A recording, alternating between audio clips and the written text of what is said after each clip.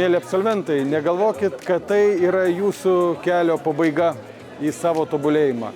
Iš tiesų tai yra dar vieno kelio pradžia, kelio, kuriame kiekvienas iš jūsų tikrai suklysite, tikrai keisite savo išankstinės nuostatas, bet svarbiausia, visiems jums linkiu nebijoti, ieškoti, o kas ieško, tas ir atranda. Didžiausios jums sėkmės.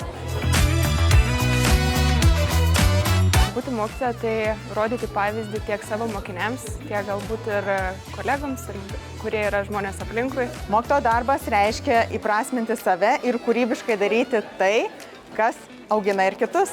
Būti mokytoja tai man ne tik darbas, o ir mano gyvenimo būdas, nes savo darbe aš jaučiu visą pilnatvę, džiaugsmą ir puikiai jaučiuosi kiekvieną dieną.